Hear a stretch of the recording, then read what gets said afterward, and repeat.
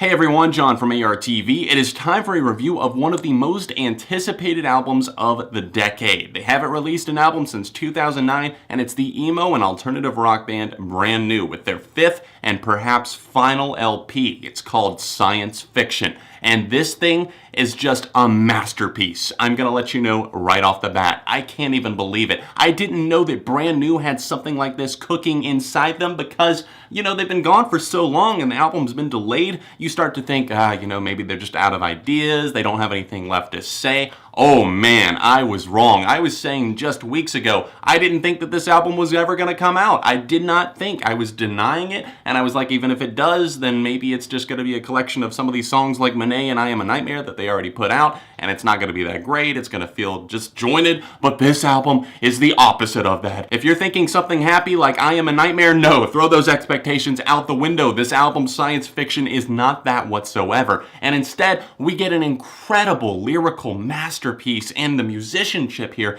is just unmatched by their peers in the scene. Brand New are making music that is not following trends. It is something that is so powerful and so from the heart and of themselves, it doesn't need to be of the time. And it just feels timeless already whenever I'm listening to this, and it feels like the natural evolution of Brand New, where they would be at this point in their career. And I'm so happy to say that they've delivered this record, Science Fiction, on a lyrical, musical, and just almost a spiritual level, because there's so much questioning, so many callbacks to their older songs, their older albums. The imagery used here is something that you see on past albums like The Devil and God or Raging Inside Me, I would say most importantly, but also Daisy and Deja Entendu. These are all amazing releases from them, and I would dare say that this rivals some of their best material that they have ever put out into the world. I was 17 years old the last time that Brand New came out with a record, and while I didn't review this, I did launch my channel. This was one of the inspiring moments that made me launch ARTV, originally known as Album Review TV.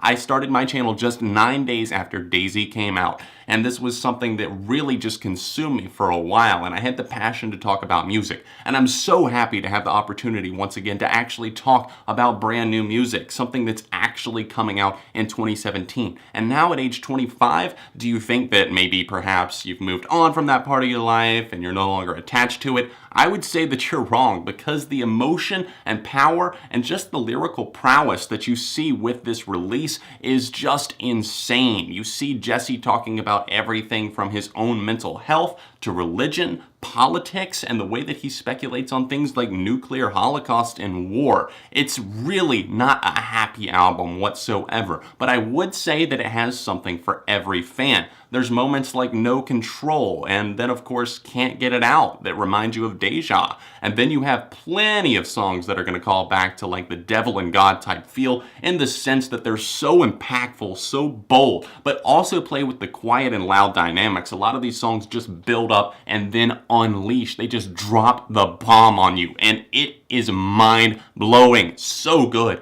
And then you also have some of the anger that Daisy felt and the themes of fire and water. The obsession is here once again, especially with the water theme, like lakes, oceans. You see Jesse talking about this, using the water almost as an omen for death and something bad. And the way that he relates this entire album and ties it all together is with the comprehension of a dream. Something starting off, we see this little sample of a woman rambling about her dream. And then we have little snippets all throughout that are given to us as she talks about psychotherapy, other things. And the way that it all sums up is the fact that Jesse is dreaming out loud, getting his nightmares and his struggles with mental illness out to the public in the form of music. We get the dark, visceral path of a mentally ill, tortured soul, somebody who struggles with their own self-worth, the fear of not being accepted, of something not being good enough. And you can see how many times he's scarred himself trying to put brand new material out into the world, but he just doesn't know what to offer people. He doesn't feel like it's something that they need. And to have him finally taking this step, saying, I've bridged the gap between where I was and where I am now, and I feel like I'm confident enough to put this out into the world,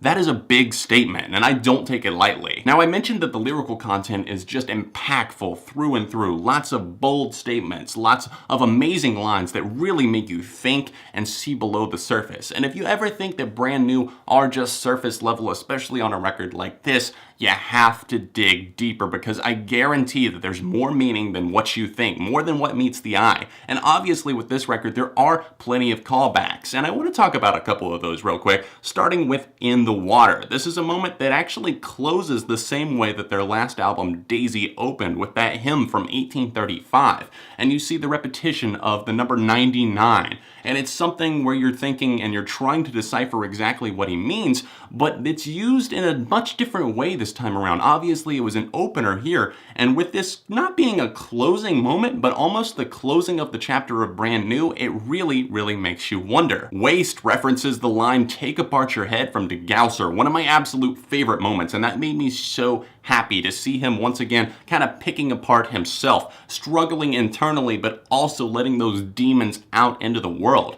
And on this moment here, it seems like he's talking to his former self, and Waste sees him kind of fantasizing about his salad days, but then realizing that those golden days weren't exactly golden. They were full of struggles, drugs, problems with mental health, and he sees himself now and where he is, realizes that he cannot go back to that and has to continue pressing forward. He remembers his awful nightmarish struggles, fitting perfectly with the idea of this album kind of spilling out with a dream. There's plenty of ominous signs all throughout that this really truly is the end of Brand New, and it seems like he's very happy with that, because it's kind of drained the life out of him. Like on the moment that he says, "Can't get it out," he's saying, "I have a positive message, I have other things to say," but it always ends up feeling depressing for some reason, and he's almost seemingly sorry for that. And not that I would ever want him to be, because the music is just damn good, and my inner emo is screaming internally because of how amazing and impactful it is.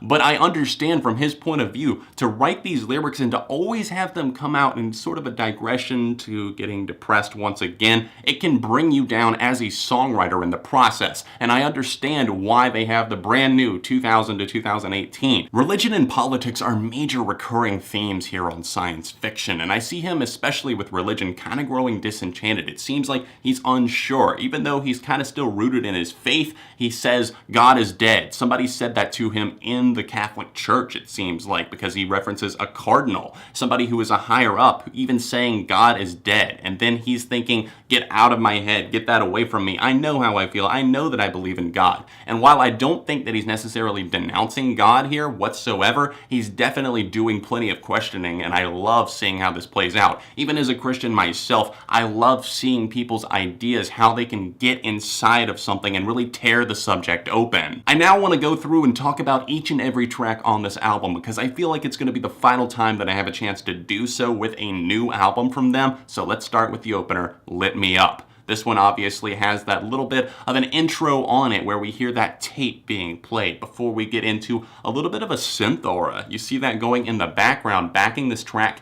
and it is chilling. It sends a tingle down the spine, and I love cranking up the volume on this thing, because this album as a whole, especially coming back to this track, this is an album that you listen to over and over and over again, and you just cannot get enough. And I just wait again for the opening notes of Lit Me Up after that intro, because it is that good. This is something that I'm drawn to, especially one of my absolute favorites on Science Fiction, because it goes into detail of this dream that Jesse Lacey had.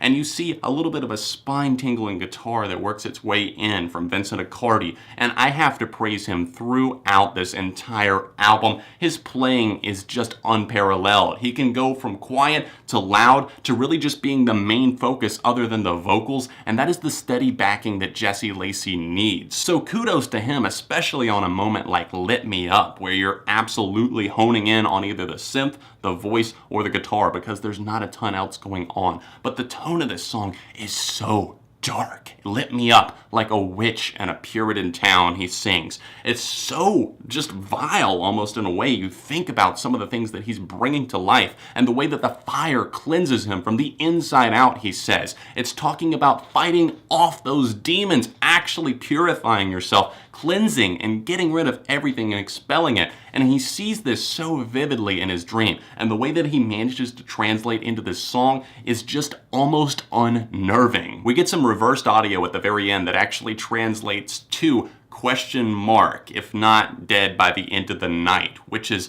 very strange to think about. What is the meaning behind that? And I love this because it'll probably take us a long time to actually unravel all of the meanings behind the songs. But that then fades into a much more upbeat track, Can't Get It Out, which does have a good message to it. Lacey says that he has all of these thoughts, like I previously mentioned, that he wants to get out, and they start positively, but as he gets bogged down in his own thoughts, they turn into something very dark and almost sinister at times, very depressing, and it almost depresses him in turn. And on this moment, we see some loud guitars that kind of remind me of Deja, especially the strumming on it, and it's really, really catchy. It kind of makes you kind of tilt your head bang along, especially once those guitars get into it, and it definitely has a classic brand new feel to it. And I love that. Like I said, there's an inclusion of a lot of different styles here, and while this is not in the majority whatsoever, moments like this definitely needed to exist to make this album work. And on Can't Get It Out, we see him really stretching his voice, especially on that final chorus as it rolls around. I'm just a manic depressant, he says, and he's basically saying, I'm sorry for all of the things that I put onto tape.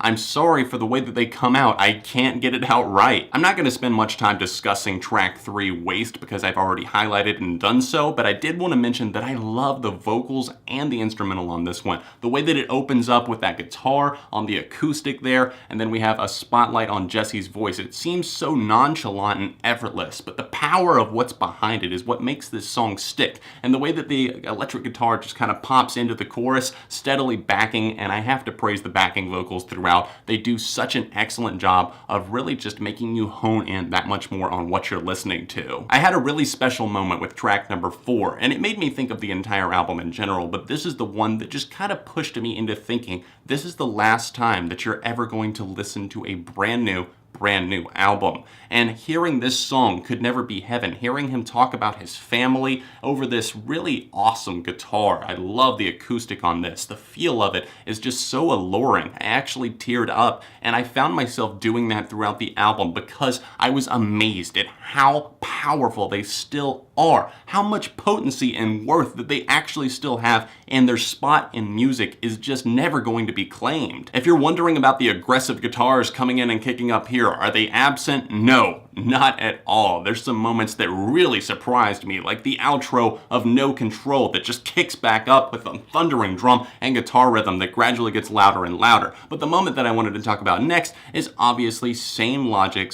/ Teeth. It's a cut that channels the anger, I would say, of Daisy, and it has that vibe about it as well because we actually get some screamed lyrics, and I just can't believe how good they are, especially in the vocal department, and as the guitar just roars to life in the background. It was so unexpected for me, but so welcome. To go so effortlessly from a song like Same Logic, which was heavy, sarcastic, kind of menacing in its tone, to 137, a much quieter song about a nuclear holocaust, I don't know how they pulled off a transition like that or how it works so well, but they have the keen mastermind as a band to be able to put these things together. And I'm so happy that they once again reunited with Mike Sapone to produce this. He brings out the best in all of them. And on 137, this is one of my absolute favorites. It's so cynical, the way that it's written. The point of view that we see here is somebody who started a nuclear war underwater, perhaps in a submarine, I'm assuming. He sets off a chain of events that destroy everybody in the world other than himself, and the way that that builds up to an immense guitar solo, it's almost kind of mind-fuckery. As with anything brand new related, you know that there's more than what meets the eye, especially with song titles and the meanings and that sort of thing, and on 137 and 451 that does come later on this record, I know that there's more to that than just numbers, and on 137, I think we have our answer. The song 137 is definitely referencing nuclear activity, and on 137, he's talking about the chemical C-137. Before an atomic bomb ever went off, we were living in the pre-nuclear era. And now we're in this atomic world where there is radioactivity and that sort of thing. And C-137 is something that is very important if you think about it, because everything that came before that was in that pre-era. We didn't know what that was. We probably didn't even have a name for that chemical. But now it's something where he just strikes it up and has such a meaning behind the song in general and such a sarcastic tone. He sings, "Let's all go play Nagasaki. We can all get vaporized." If you thought Jesse Lacey was going to come out swinging and happy and all that sort of stuff, think again. Out of Mana strides forward with a menacing but sarcastic tone, even calling some nods to film and video games in that same sense of sarcasm. Now, with the name Mana, I obviously instantly thought of the Bible and how the Israelites were fed manna from above for 40 days as they wandered in the desert. And then 2 tracks later, we get a song named Desert. Coincidence? With Brand New, I highly doubt it. Biblical references are all throughout this thing, even on some of the closing moments like 451, your cup runneth over, that whole thing. There's plenty packed in here, and I definitely recommend reading along with the lyrics so that you don't miss out on any. But as far as the track Out of Mana goes, I have to say this is one of the absolute best Brand New songs that I have probably ever heard. I love and cherish those opening guitars and the way that they really just persist throughout the entire song, eventually caving to just this climactic guitar moment that is just unlike anything else that you get on this record. And to get that right after such a great song like 137, it's a back-to-back gut punch. In the Water is a nice change of pace that does slow things down and get a bit more contemplative and introspective. He's definitely thinking about family, himself. He's talking about this imagery of water, seeing himself drowning in a lake over a town, once again calling to mind my favorite Brand New song, At the Bottom, which is definitely crazy to see.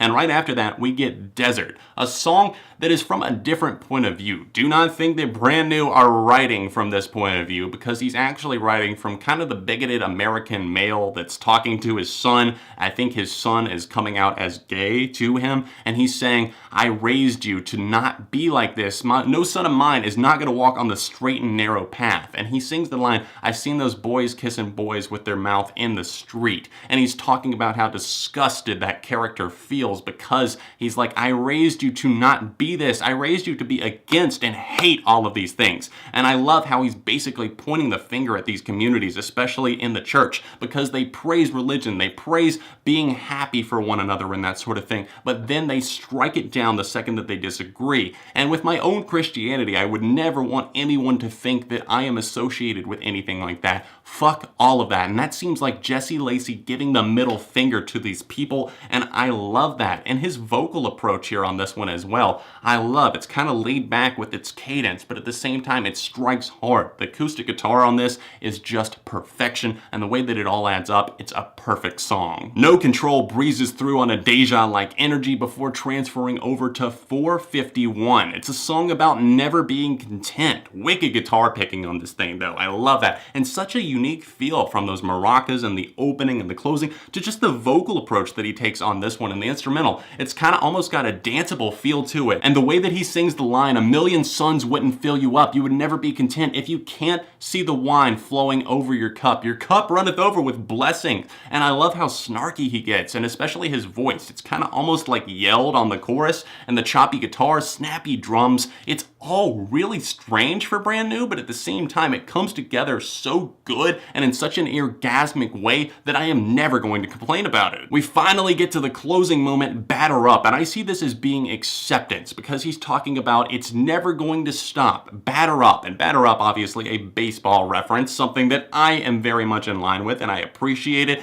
Batter up is somebody getting up to the plate. You're saying, come on, get out of the on-deck circle, get into the plate. It's time to start swinging. And Jesse, I see, is taking on his demons with this, his mental illness, his ability to cope with life, and I feel like Brand New has kind of been one of those demons for him, something that he needs to get off of his shoulders, and it's almost like he's relieved that it's coming to an end, and I don't blame him. This song goes on for quite a while, but the guitar is beautiful, and honestly, it kind of brings a tear to the eye, because you're thinking, this is the closing, this is the swan song, this is it, they're out after this. Guys, please, I beg of you, listen to this record, cherish it, sit there, analyze it, take it in, and let it consume you. I did that. I cut out all distractions in my life. I sat down, dedicated listen after listen to this album. and I did let it consume me, and I feel like I've been cleansed, like Jesse was talking about on one of my favorite songs, Lit Me Up. It burned from the inside out, and it tingled all throughout. The sensation is overwhelming and unreal, almost unnerving how perfect this album actually is. Science fiction is a dark and twisted daydream that plays out like a nightmare, and it is their magnum opus once again. I can't believe I'm saying that, but it's up there with The Devil and God Are Raging Inside Me for me personally. Guys, please listen to this album. It is a 5 out of 5, a perfect score for me, and probably a contender, a very strong contender for my album of the year. In fact, I do not see anything topping this. And you're thinking, John, didn't you already give out a 5 out of 5 perfect score this year? What's the difference there? There are perfect albums, in my opinion, things that I don't see anything wrong, therefore I can't call out a flaw, but rest assured, this is an even stronger 5 out of 5 than the one that I gave out previously, and this is the most that I've enjoyed an album in years. Are you as excited about Brand New's return with science fiction as I am? Let me know your favorite songs in the comment section down below, along with any of your thoughts on the album in general. Don't forget to leave a like on the video while you're here, and please check out my Devil and God review that I did. I'm really proud of that one. That's something that I put out about 2 years ago,